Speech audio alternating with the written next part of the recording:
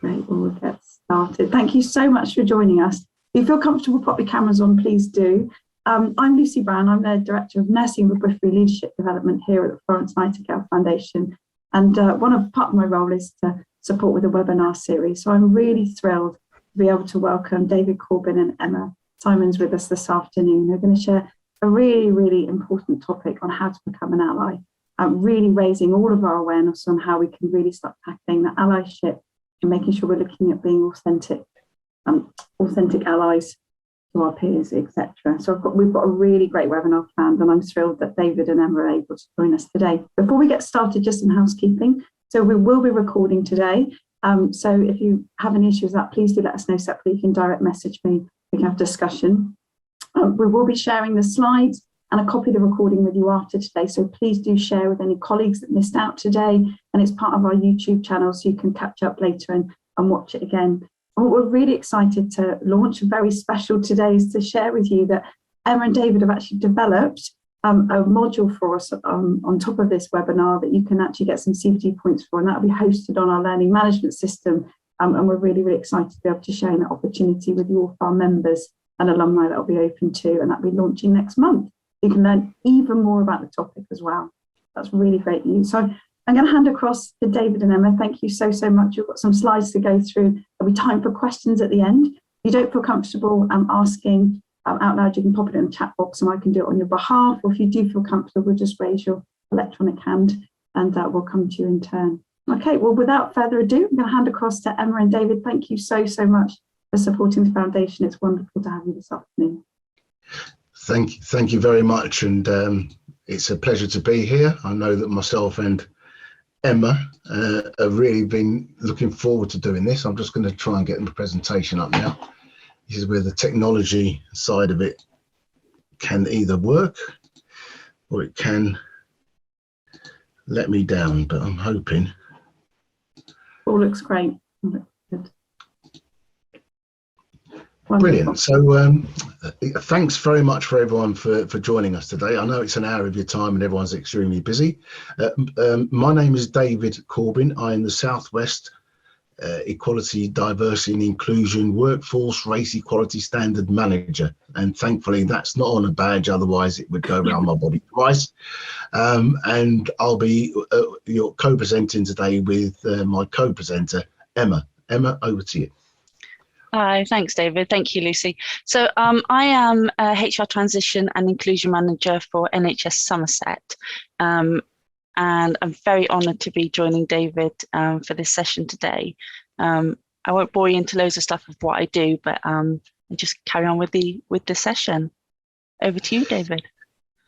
Yeah, so the first thing we wanted to do was everyone's come along on the call today wanting to find out about being an ally. So I just wanted to possibly get your views in the chat box. What's your understanding of being an ally? What do you think an ally is at this point before we go into the presentation? I'll give you a few minutes to put something in the chat. I'm sure Emma will be monitoring the chat and probably sharing some of the comments that you're making. That would be great. Or do just wade in as well. Do you feel like you want to share? Yeah. So you want to put your hand up and say. So we've got support and being willing to stand shoulder to shoulder with others and representing their views as your own.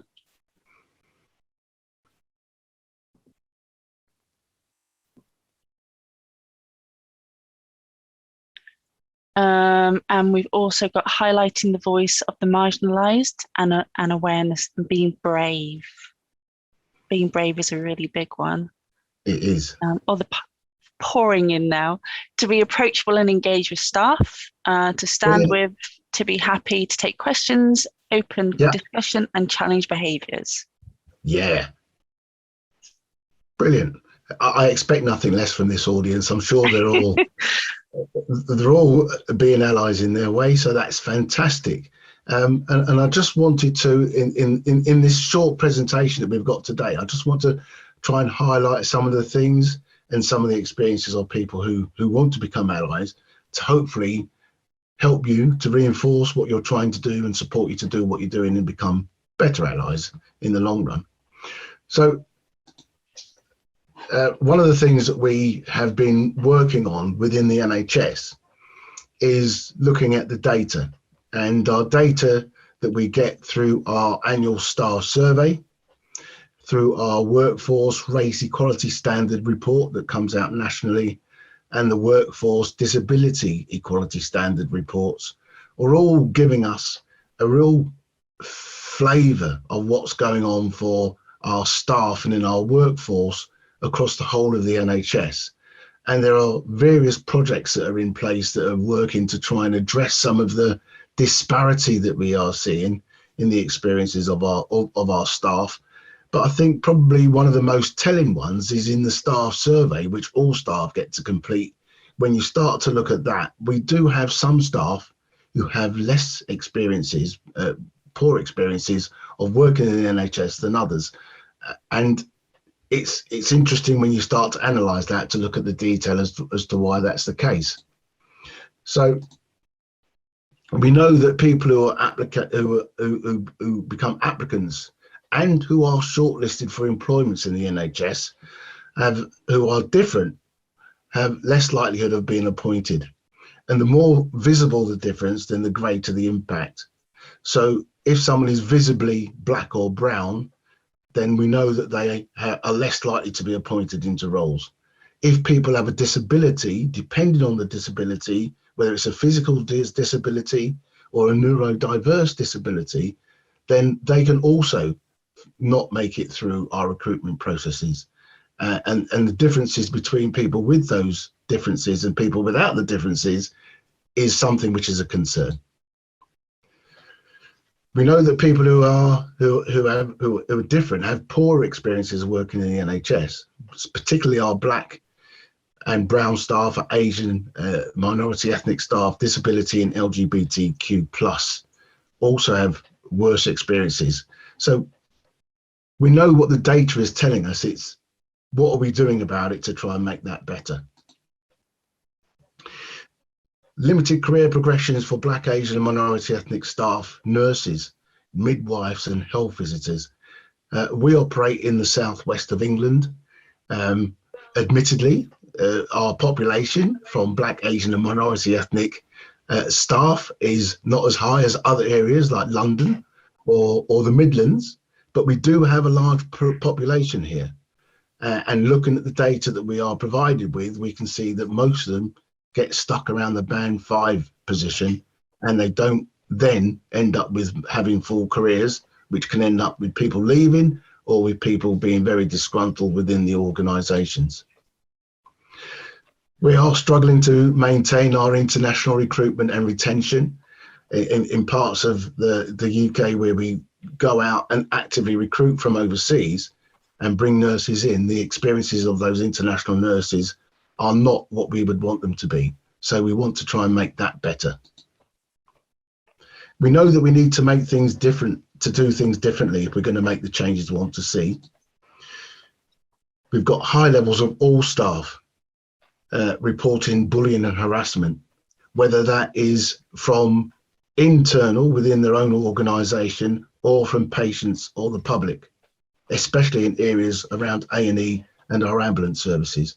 So we need to really be doing things better around dealing with those and supporting staff around those if we are going to retain the expertise that we have in our organisations at the moment. We know that staff experiences are directly linked through the NHS People Plan to patient outcomes. So if our staff are having a difficult time and they're not thriving in their roles, then that will directly impact on the level of service that we provide to our patients. So there's a real need to try and focus in on this. And if we can get it right for our staff, then we will get it right for our communities. So that helps us to focus as to why we need to have allies, because the higher up in the organisation you go, the less likely it is that people are going to be able to have that voice or to see that voice, and they need other people who don't have those differences to be able to raise that voice on their behalf. Emma, over to you. Thank you, David. So why allyship? And this is just a quick link which we encourage you to have a read, you know, when you've got a little bit of a quiet moment. But to be an ally is to, as some of you wrote, to take on the struggle as your own. There's a fine line with this, but it is important to take the struggle on as your own, transferring the benefits of your privilege. Privilege we're going to talk about, and it is quite wrapped up in a lot of things that we are as a person, but it's important to acknowledge that privilege is important to be in an ally. You need to amplify the voice of the oppressed before your own. So thinking about who that person is and how your voice can be that sounding board if they're unable. Acknowledging that even though you feel pain, the conversation isn't about you. And I think this is where sometimes we get lost. You know, you can get really wrapped up in the disharmony and the unjust behaviors that's going on, and you feel that anger, but actually you're not feeling what that person's going through. So you have to leave that to one side as such to be a proper deep ally. You have to stand up even when you feel scared, and we're all scared. It's always hard when you see something going wrong and you're not quite sure how to wade in, and should you be saying the right thing? Do you say the right thing? But we have to be a good ally, you kind of have to put your fear to one side. You have to own the mistakes that you make and decenter yourself. Again, really hard. As human beings, we don't like to say we got it wrong, and we don't like to ask the questions to make sure we get it right. But to be an ally, we have to say, actually, maybe I didn't do this right this time, but I'll learn next time and I'll grow. And that's going to make me a stronger ally. And you have to understand that your education is up to you and no one else. You honestly cannot walk into a space. David and I wouldn't want someone to come up to me and say, right, tell me what it's like to be Black, and then I can fix it for you. It wouldn't work. Go to the library, watch some films, go and do some history digging. You know, there's so much. We're in an amazingly digital world where we can find it all. And that is the key element of being an ally. Educate yourself. You might not get all the information right. You might not get everything that you need straight away. But if you're educating yourself, all of these other points will be stronger for you. You will be naturally a stronger ally. And then you will be in the space of that person that you feel allyship for, and you will instantly be a better ally. But we're going to break some of these down as we go through the rest of the presentation. Back to you, David. Yeah, so I think one of the things that brings a lot of this type of training to life is the personal experiencing side of things. So I just wanted to share a personal experience from my perspective at a time when not so much me, but my son could have done with an ally. My son finished school. We live in a sunny part of Dorset. It's quite an affluent area. People who've heard of sandbanks in Dorset will know what I'm talking about. And when he finished school and they'd finished all of their exams, as they do in the area, virtually the whole year, probably 50, 60 young people took to Sandbanks Beach on a sunny evening and went out to celebrate. They were doing what young kids do along the seafront, walking, singing, dancing, listening to music, that type of thing. But unbeknownst to the group and unbeknownst to my son, a group of lads had infiltrated that group and were also following them down the beachfront. And at a point, probably around 9 o'clock in the evening, just as it got dark, these group of lads saw my son as being different in the pack. He was the only mixed race person in the group, which is not unusual for living in Dorset. And at a point, they then attacked him. One of them came up from behind him, tapped him on the shoulder.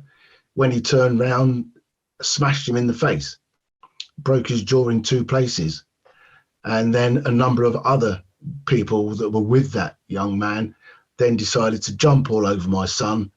They stamped on him that hard, they left a footprint of the trainer on his chest. And he wasn't alone. He was with a group of other young men of his age who knew him really well. But the incident happened, and the pace at which it happened completely took them by surprise. And nobody stepped in to do anything about it. It was only after they had almost left him unconscious and ran away when people actually stepped forward to do anything. So there was only 5 or 6 of them in a group of around 60 people, but nobody actually stepped forward to do anything. And that is a time where I think someone could have acted as an ally on my son's behalf and probably stopped him from getting the injuries that he got and done something to stop that from happening. Now, I'm not saying that it's an easy thing to do. And in those types of situations when incidents happen, being an ally, being the first person to step into that space can be very, very hard. So moving from being a bystander to an ally in that particular story, some people who were with that lad actively joined in with the negative behavior. They joined in with the punching and the kicking. They probably didn't know why, but they just thought it was the thing to do. Other people were passive. They were passive and showed no response whatsoever, didn't do anything. They just watched, probably in shock, but also because they just didn't know what to do for the best. On the other side of that, when people start to become passive, but they want to do something about it, and I believe that a lot of people, after Black Lives Matter and after a number of things that have been in the press, people have been coming forward more and more saying, I've seen what's happening and I just want to do something about it, but I'm not sure what. So Emma has already mentioned the fact that we need to be able to do some educating around ourselves, either through books, through libraries, sometimes by entering into groups, coming to sessions like this. It's all about increasing your education around particular subjects so that you can become more of an ally for other people. That then puts you in a position where you see or you hear into any poor behavior or people using bad language directed at minority groups, that you can interrupt them. You can interrupt that behavior. You can speak out for those people that are not around the table to speak up for themselves. And you can also go to the next stage, is to interrupt them and say, well, if you want to find out more about what it's like being from that community, then why don't you go and find out? Because what you're saying isn't correct. So we need people to be able to do that. And then you can actually move into stage 6, where I see myself and Emma as being, is where we initiate and organize a response and we help to support training as well. But it can be done. And I think on that scale, given the areas that we'll be talking about around all of the protected characteristics and all of the people or types of people who could end up needing an ally, I think it's for you to think to yourself, where am I on this scale? Am I a bystander? Am I joining in with the negative behavior, or am I somewhere else? And I think getting to somewhere else is what we want people to be doing. And that's why we're keen on putting on this type of training. Okay. Over to Emma, who's going to talk about her privilege. Okay. Go on then, David. You can share the first picture. Right. I'm letting you in, guys. This is me and my brothers. Check out my eyebrows. My privilege. So this is me at, I must have been about 11 or 12, my 2 younger brothers. So we are mixed race. My dad is from Jamaica. My mum is white British from Bolton. We cause a stir wherever we go. Particularly when we first moved to Bridgewater, I think we were one of the first families. Wherever we went, I'm also an army brat. So I moved every 2 years of my life. I was born in Germany, which again confuses people because I was born in a British Army hospital, but in Germany. My 2 brothers were born in Ireland. my background, so wherever I went, I was always the black face. There was never another one until my brothers then joined school, and then there was the second black face. We always stood out, but I have privilege. So I'm going to take you through what privilege is, and I want to take you through the wheel of privilege. Would you mind popping that up, please, David? So I'm hoping some of you might have seen this. This is a really powerful and interesting tool. And sometimes privilege gets lost, and we hear white privilege and we assume that it's around race, but it's not. So let me just kind of explain what this is a little bit. So this particular wheel, it sort of demonstrates the way that society values particular characteristics or types of people, and then highlights how processes around that they might struggle. So I'm going to take you through mine, and you can do that at the same time with your own. So if we start on skin color, you'll see there's three boxes. So you've got the middle, which is power, and the closer you are to power, the more privilege that you have. The wider you go out, the less privilege you have. So you're going to see how this works. So in skin color, for me, I'm fall into different shades. For formal education, I fall post-secondary. However, when I was that little lass with the big eyebrows, I was much further away. My education came later as an adult. I sought it out as an adult. My abilities, I have some disability. That's kind of very much come out. I've learned to share that as I've become an adult. Then with sexuality, hetero, so I'm, nearer the power there. Mental health, most stable. I think, some people are like that.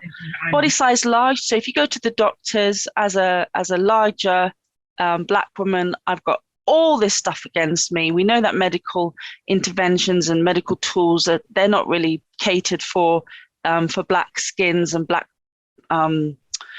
biology and so on. So I'm instantly way outside of that privilege. I rent my home. I'm middle class, although I was what would be more poor when we were younger in the army. We struggled a bit. I am English, cisgender woman, and I'm a citizen, although I was documented at some point. Now, if you look at all of that, I'm up and down between power and lack of power.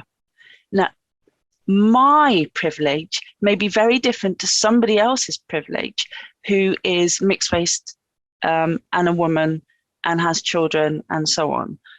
So it's really important to understand that your privilege may be very different, and it doesn't necessarily land on what money that you have. So I'm going to give you a couple of examples. If you imagine the person sat next to you has gone through the same school as you, the same work as you, the same job interview as you, but they didn't get those plus points. You take the element of their protected characteristic as their race, you take their gender and their sexual orientation. All those elements will change their privilege on the wheel of privilege.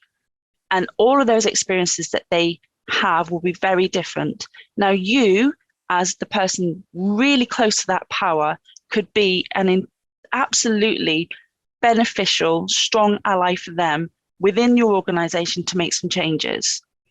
But if you don't understand how your personal privilege works within that wheel, and it makes no difference whether you are affluent, white, black, so on, depends where your privilege works, you're going to get lost. So it's understanding how privilege works, not how much money that you have. Back to you, David. Thanks, Emma. And I think the explanation around privilege is really, really important, because many of the conversations that we've had in the past are centered around, I'm not privileged, I live in a council house, we don't have a great deal of money. But I think if you looked at this statement, privilege is where you think something is not a problem because you aren't affected personally. In my lifetime and in my experience, I've had a number of investigations against me during my time, all of which have proved to be not founded. Whereas I have other white, male working colleagues who have never had that experience. So for them, it has never been an issue. But for me, it's something that I'm very conscious of.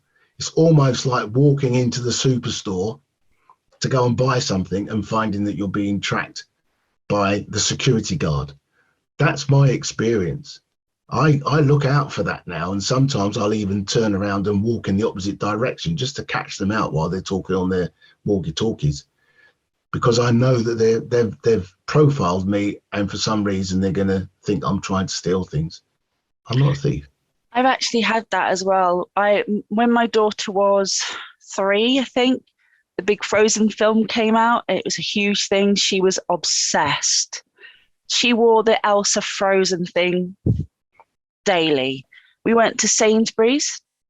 She was in her Elsa dress, and you know what 3-year-olds are like? They wear things till it absolutely hangs off her. So this dress was filthy, highly embarrassing.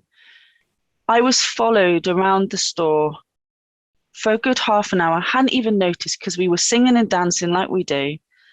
This guy followed me to my car. I opened my car. He shut my car, physically shut the car door with my little girl, and asked me to show him the receipt for my dress that my daughter was wearing. It was clearly not a brand new dress. This thing was hanging. He asked me then to return to the store with my daughter so that he could remove it and check the dress. Now, there is absolutely no reason that I would need to be followed around that store, have my car door shut, and have my daughter brought back into the store to have a dress changed. Now, in that instance, there was a fantastic ally there. A lady who'd also seen this incident came back into the store and actually spoke to the guard and the lady on the till and explained, her side of things and what she'd seen and how inappropriate this was. But this happens on a daily basis, and if we don't have the allies that step up and actually say what you did was wrong, that would stay. Those incidents stay. And my daughter's 10 now, and those things absolutely stay in your mind and will stay with anybody of race, ethnicity, or LGBT disability. And without those true allies, you start to become sore against the behaviors that you see and the privilege that you're fighting against. And I think, just to put that, a cap on that, is that when you talk to people about their experiences, then one of the things you have to accept is that is their experience. Gaslighting or telling people, it can't have been that bad, or it isn't what they meant, or trying to cover it over with something is not going to be helpful. You got to sit with it and say, I can understand how that might have been upsetting for you or uncomfortable for you, because you can't gaslight, you can't deny the experiences that people have faced and things that they've experienced. If that's how they felt it, then that's how it was. So I think it's important to hoist in on that point about those experiences. And some people will never experience that. When I first moved to Dorset, I got stopped by the police 3 times in a month for driving a BMW car. I was working for the police at the time. So I went and had a meeting with the head of the police in Dorset and said, why do I keep getting stopped in my car? He says, people that look like you, that drive a BMW car, have a profile of being drug dealers. I said, well, I'm obviously not a drug dealer. How do I stop from getting stopped? He said, change your car. And that's something, that was a step I had to take in order to stop from being stopped by the police. But the only reason I knew that what I was experiencing wasn't norm was when I mentioned it to colleagues at work, because they've got all those signs up that say, you know, speeding, no excuse, you're going to get stopped. I was asking people, how many of you have been stopped by the police recently? Some of them had never, ever been stopped by the police. Never been stopped, not even for a tyre check as one of the things that they stopped me for. So I just don't understand. You know, there's people use that stereotyping to actually justify their behaviours. And even when I went to speak to my ally, who was the head of police in Dorset, the only solution that he gave me was to get rid of my car. He didn't think about doing anything about his own police force. Anyway, so I was just going to say as well, David, we talked before we go into the 7 A's of allyship. We talked earlier on about how your privilege can be a bonus for allyship. If you understand what your privilege is, and how beneficial it can be, that's a really powerful thing. And I would really encourage people to really think about that wheel, and how if you're able to open a door by using your privilege, whether it be your white privilege or your disability privilege, or whatever privilege you've got, and you're able to open a door for someone, that's an incredible tool, and it's an incredible resource. So even though we've kind of talked about some of the negative aspects of privilege, actually, both myself and David, we've met Lucy and Adam, and actually they've allowed us and opened this space for us to talk to you today.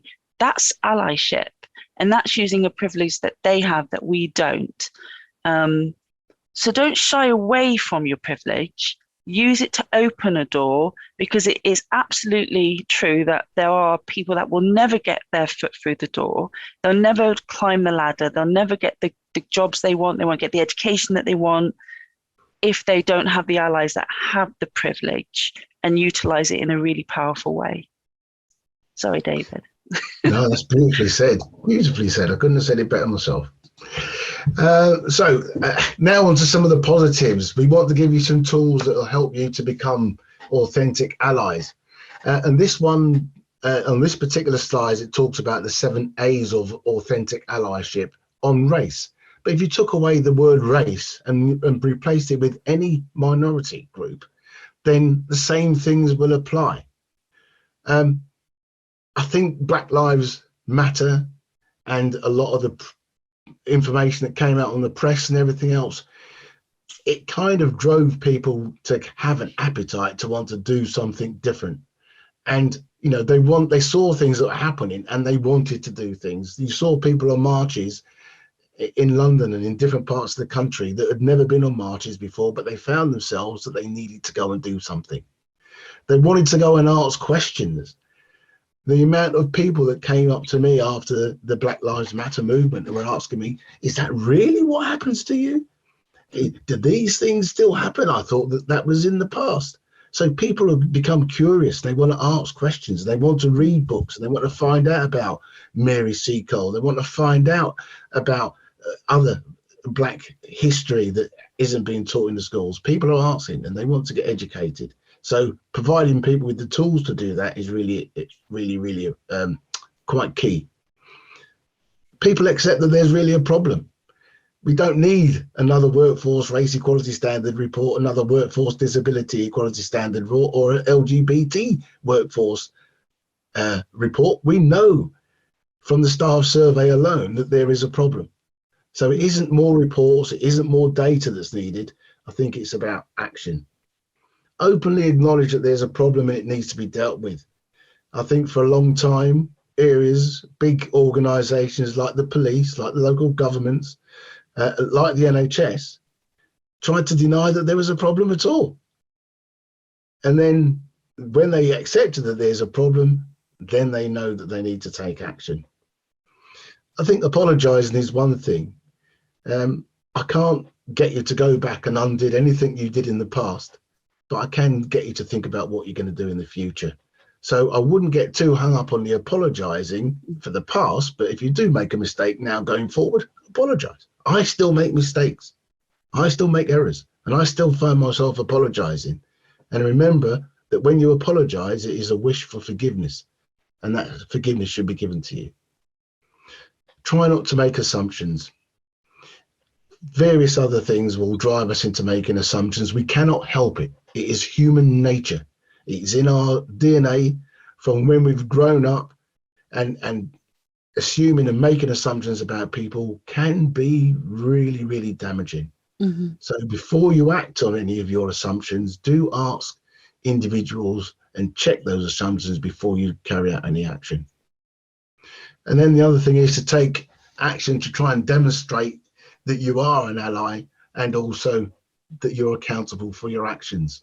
Various things have been in play in the NHS. We have rainbow lanyards, we have rainbow badges, we have people who sign up to become equality and diversity and inclusion champions. All of these are where people are stepping into a space where they want to show that they are more than just an ally in words, that they are taking action around all of that as well. This particular wheel was put together by Yvonne Coghill, who's now at the Race Health Observatory. Is there anything any comments in the chat that people want to talk about at the moment, or should we move on to the next slide? Have a quick peek. Yes, yeah, but we can warm them up for questions shortly. Okay, we're going to show you a short film clip now. Again, I'm reliant on the technology to do its stuff, and then we'll come back and we'll go into the final parts of the presentation.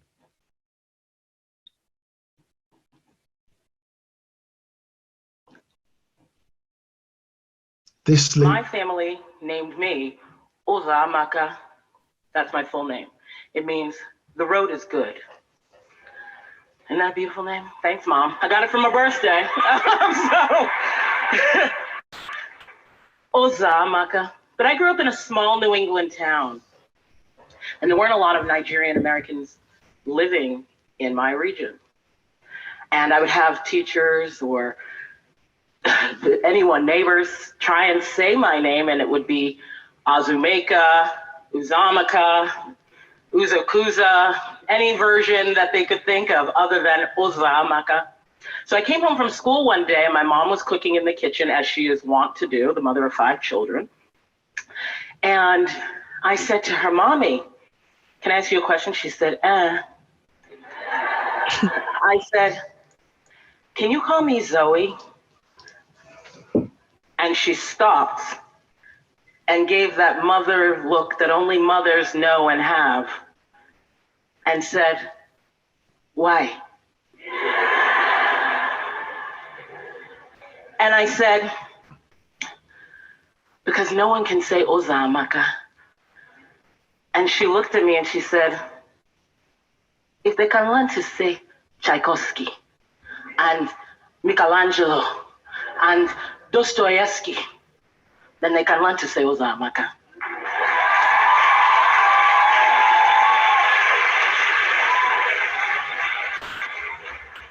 And I never asked her again. And what is amazing now, standing in my womanhood, in my power, is I wouldn't change my name for a second. I'm so proud of that name and what stems behind it and what it represents. So do not ever erase those identifiers that are held in you, whether it's your gap, whether it's your name, whether it's your food. It is yours, and it was given to you at birth, and it is yours to own.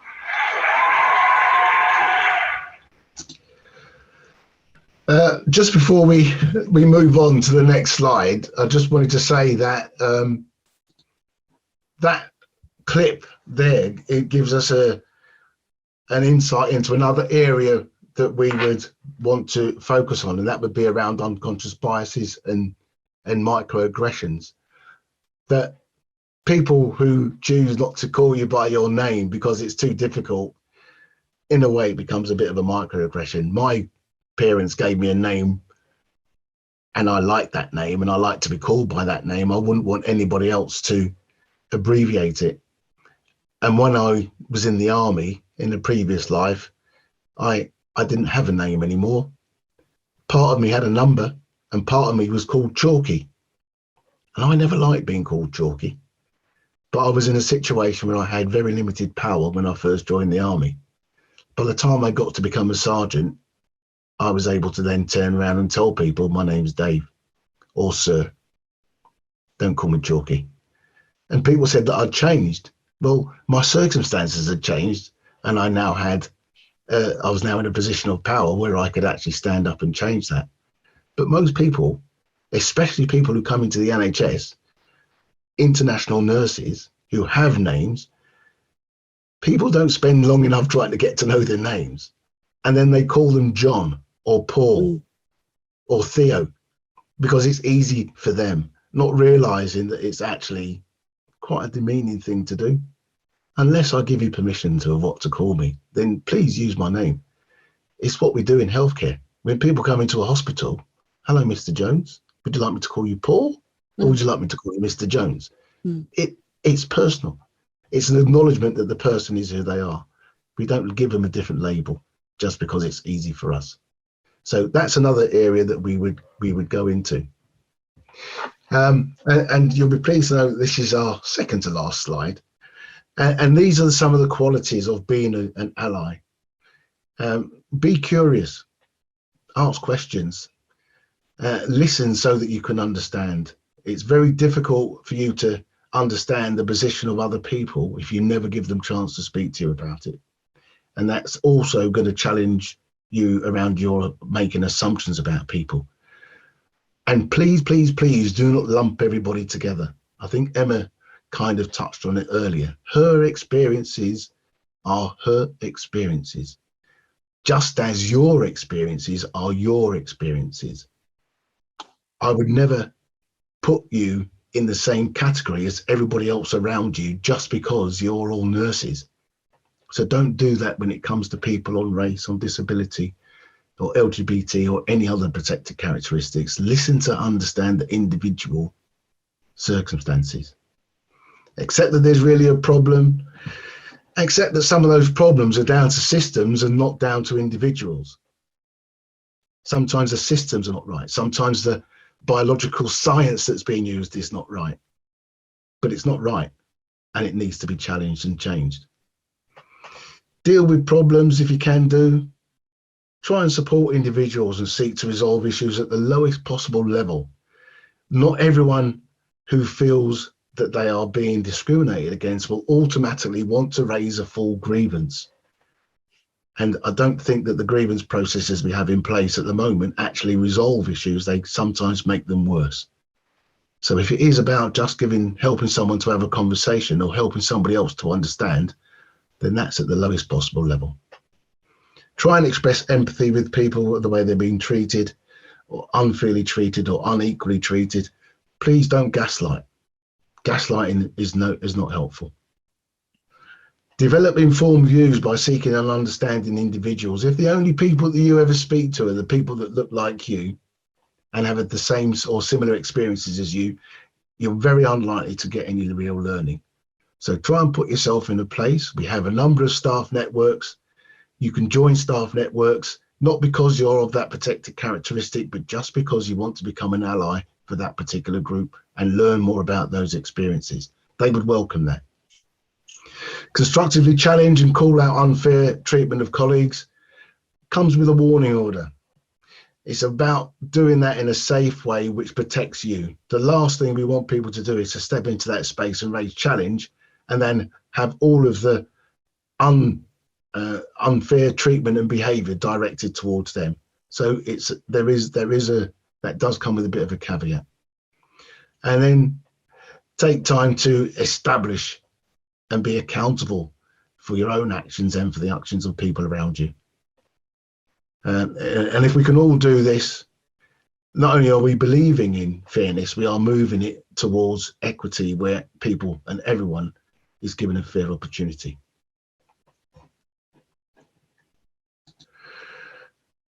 Thank you very much for listening to us today. I think we're almost bang on for time, which is amazing, as it's the first time we've done it. But thank you for joining us today, and thank you for listening. And we'll open the floor up for any questions that people may have at this time. Please put them in the chat. In fact, I might just close the presentation down, come back so I can see you, Yeah, it's And lovely to see everyone's faces, isn't it? Please do turn your cameras on as well. We do like to see people and hear your views. David and Emma, thank you so much. I've learned so much from you both, and it's been wonderful to work with you both over the last few months. So I'm going to go across to everybody. Wonderful to see everyone here ready to ask any questions. Lots of thanks in the chat already. So across to you, people who've attended. Have you got any questions for David and Emma? Any comments? What have you learned? Put your hand up. Put your hand up. Unmute yourself. Join Lynn, in. thank you so much for going first. Over to you, Lynn. Oh, hello. Sorry, I'm a right mess. I'm not at all. I'm an advanced nurse practitioner working in Leicester and Leicestershire, and Leicester's known for being culturally diverse, and I'm very privileged to actually work there, and it's wonderful. And this is one of the best sessions I've had on race and, you know, protected characteristics. It's fantastic. But you'll see by my surname that it's oddly spelt and it's Scottish. And I have a thing with, and that last video about people's names and actually learning to pronounce names, and I feel very strongly about it. And I know recently there was an NHS trust that told people from other countries to have more Western sounding names, which I thought was horrendous.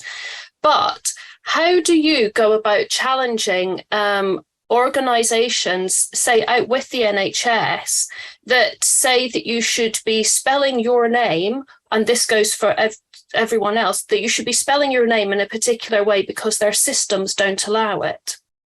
And this is taking away people's identity. And what right have organisations, whether that is in the NHS or elsewhere, banks, building societies, shops, what right have they got to be taking away people's identity through telling you how to spell or present or say your name? Lynn, and how do we challenge that?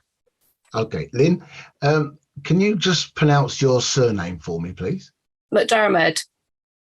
So it's said McDermott. So it's said differently to how it's spelled. McDermott. Yes. Is that the correct McDermott? Yes. How long did it take me to learn how to say that? About, I don't know, 15 seconds. There's no problem. If there's a problem with systems in the way that names are being recorded, the problem is with the system. It is not with the individual. Yes. So I say, lobby people, get people together, get the system changed. Don't be accepting of it. For all the reasons that you said, the system then needs to be changed. And if enough weight of people come forward and say that it needs to be changed, guess what? It will change. Do it individually, you're easily ignored. But collectively, people will make a change. And that's where working through the power of staff networks becomes really powerful, because if a staff network starts to lobby for change, then the change will happen. So don't accept poor behavior. And even if they say it's going to take 10 months or 10 years for it to change, then don't change. Be consistently persistent until the change happens.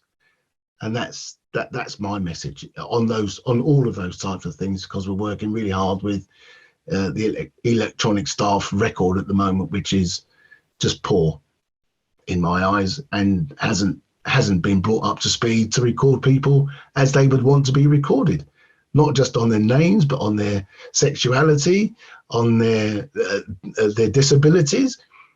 Can't be recorded. Can't be recorded. If it can't be recorded, it can't be counted. And if it can't be counted, it can't be analysed. So we need to continue to lobby for that change to happen. Quay, is that? Sorry. Thanks, Lynn. Right. I'm sorry. Quay, can you say your name, please? Oh, it's me. Yeah, I'm Qi Wang. I'm a student in the University of Sydney, and I have a question because I think your workshop is very very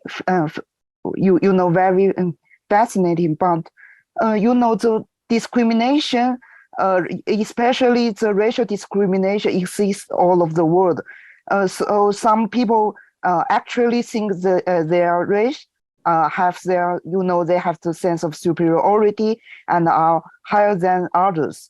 So I think the most important thing to dealing this question is just to the education. So how the ally can use to deal with the education problem? This is my question, because let the children know respecting different kinds of ratio is the most important things, and every ratio have the same priority. Not one is over others. Do you want to answer that, Emma, or shall I just go?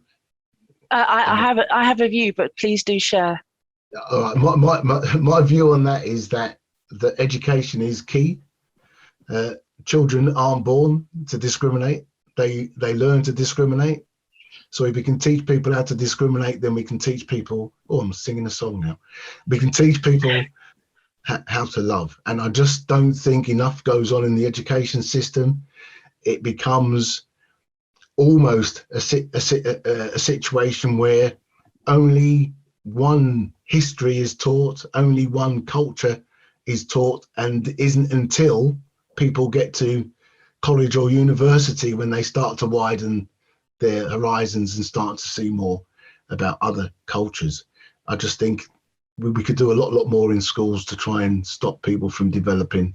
By the time we get to teenagers, I think their social imprinting has already been done, and then it's hard to break that down. That's just my view. Thank you, Sam. So I have quite strong views on children being the next voice of our generation for our discrimination. We have massive. I have lots of things about bias. I have let me start again. We're not born with bias. We sort of develop it. So that's where we start. So for me, children are definitely the place where we need to start.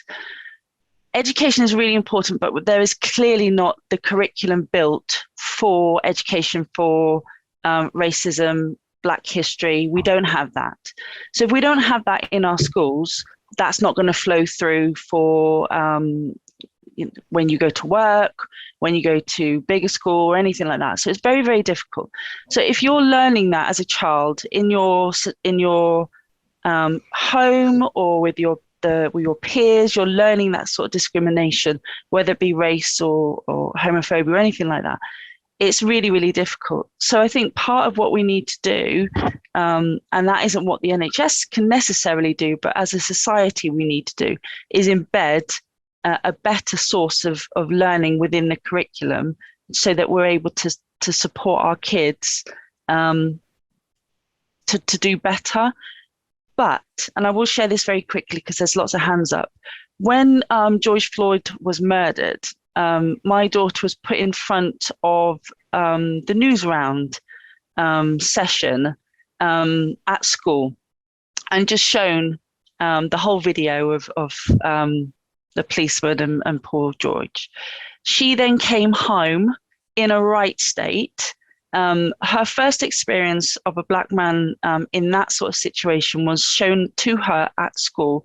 The school had no understanding that how inappropriate or what the support needed to be put in as a background for that, aftercare as such. And she came home wondering if a policeman would do that to her granddad. So it is about having the education, but also having the knowledge and the support for our teachers as well, because they're not equipped either. And if we can build that into what we do within our own organizations as well, so we're helping our adult bias, I think that will help towards, building, breaking down that discrimination as well. Sorry, that was quite long, but I feel really strong about it. No, I think really good point. Yeah, I think Vicky had her hand up Yeah, next. Vicky's next. Hello. Hi, Vicky. Thank you so much. This has been brilliant. Just a quick question or about something really is my husband's Jamaican. I've got 2 stepchildren, both Jamaican, and obviously we've got our own 3 children who are mixed race. So from personal experience, I can see it on a daily. We live in Somerset. We experience a lot of, well, not a lot of racism, but racism, and it's a regular occurrence. So from personal privilege, in some ways, it's been a massive shock to me my whole married life. But one thing that really hit home with your slides is the passive part, because neither my husband or I like conflict. So if we're out and we experience racism, we try to ignore it rather than respond to it. And that kind of hit home, because I don't think we're setting our children a good example by doing that. But my husband's would be more passive than me. If it's something that they've experienced when they've experienced racism at school, I've contacted the school, I've gone in, I've complained. I'll be a lot more vocal then. But it's really managing, I guess, that when we are out and we are as a family, because we want to set the right example to our children, but we also don't want to get into the conflict, because quite often, without stereotyping, it's white men, and I'm not confident speaking to white men and approaching them, and my husband isn't either. So it's really, how do we go about it? And obviously this will apply in the workplace as well. How do we stop being so passive about it, really, even in the workplace? So relating it back to the workplace as well. Thank you, Vicky, and thank you for sharing your experiences. I think the thing for me is looking like I look and living where I live. I kind of get that all the time. One thing to be able to pick your moments of challenge and where you challenge. If there are 6 men giving me a hard time because of the colour of my skin, the chances are I'm going to smile and walk away. If it's one person there who thinks that they can have a pop at me, I'm 6 foot. I'm nearly as wide as I am tall. They need to be very, very clever and very, very quick on their feet, because otherwise I will challenge them about that. And it isn't always about the physical attributes. Sometimes it's just by throwing the question back to them. So I live in Dorset. I was out cutting my grass and a lady came past. It was a sunny day. I was cutting the grass and she came past and she went, "Hello, you must be used to this then." And I paused for a second. I turned the lawnmower off. I said, "Pardon?" She goes, "You must be used to this." I says, "Why would I be used to this?" She went, "Well, just because. I said, "I was born in London.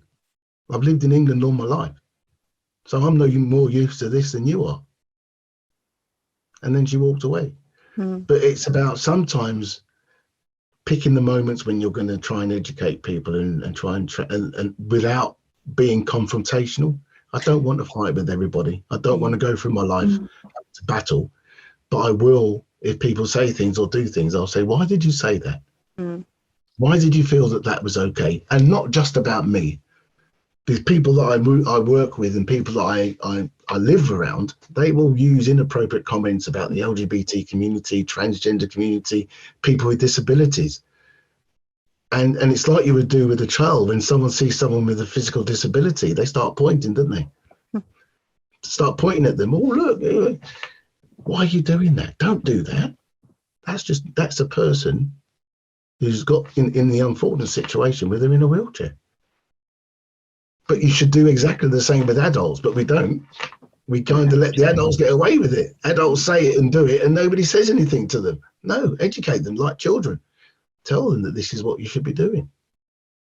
Brilliant. Is that okay? Yeah, but thank you. But also, the only other thing is to build your network up. Build a network of people around you who will also support you. So you are not the only ones calling those things out, that other people around you call them out. That takes the burden off you and they can act as your ally. Lovely. And I guess in the workplace, it'd be just taking that person aside rather than confronting a whole room of people, just to make sure it's... Worst thing you can do is confront someone in front of loads of other people, because they will get very defensive very quickly and it will very soon escalate. And sometimes you leave it and you take it away and you do it in a side room away from everybody else, maybe even on another day. But as long as they know that you've noticed. Lovely. Thank you very much.